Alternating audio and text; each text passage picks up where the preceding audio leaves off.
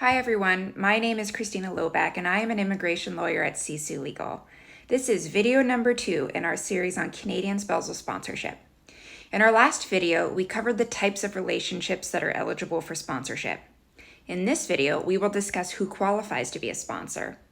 So to qualify as a sponsor, the sponsor must be able to support their partners financially and ensure that the sponsored person does not need social assistance. The sponsor must be at least 18 years old and must be a Canadian citizen, permanent resident, or a person registered in Canada as an Indian under the Canadian Indian Act. Let's take a moment to note that Canadian permanent residents must be living in Canada in order to be a sponsor. They cannot submit their sponsorship application from outside of Canada, even if they intend to return to Canada once the sponsorship application is approved. Canadian citizens can apply to sponsor their partner while living outside of Canada, but they must show that they plan to live in Canada once their partner becomes a permanent resident. Are there any other requirements? You bet. The sponsor must be able to demonstrate that they are not receiving social assistance for reasons other than a disability, and that they are able to provide for the basic needs of themselves, the sponsored partner, and any dependent children. You are financially responsible not only for your own dependent children, but also for the dependent children of the person you are sponsoring. Essentially, the government is trying its best to ensure that sponsored persons don't become dependent on the government for support, just as a basic matter of public policy. These next requirements don't apply to most sponsors, but when they do, they will prevent you from being a sponsor.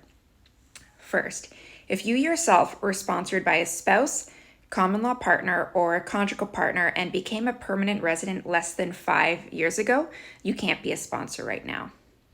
Look, the government does understand that relationships break down and not every couple who undergoes spousal sponsorship will be together forever. That being said, there needs to be some objective measures in place to prevent fraudulent situations where a chain of sponsorships occurs. Next, you can't reapply if you've already applied to sponsor the person and a decision on that application has not yet been made. Essentially, this means that you just have to wait until a decision is made on your file before trying again. Honestly, this situation doesn't happen too frequently, but the best example I can think of is applying to sponsor your conjugal partner, and then something happens during processing. Maybe they're successful in getting a visitor visa to Canada, for example, and you decide to get married. You can't then try to reapply with the marriage certificate. You have to wait until there is a decision on your file before applying again. Next, you can't sponsor your spouse or partner if you are still financially responsible for a previously sponsored spouse or partner. Again, the government knows that realistically, not every relationship works out. However, even if the marriage breaks down, that doesn't impact your sponsorship obligation. You are legally required to give them financial support and to cover their basic needs. This is the spouse or the partner or the dependent children that you sponsor. And this is from 3 years from the day your significant other becomes a permanent resident. Until those 3 years are over, you can't sponsor anyone else. Canada does not allow persons who are in a jail, prison, or a penitentiary to sponsor. And Canada also bars persons from becoming sponsors if they committed or are convicted of certain crimes.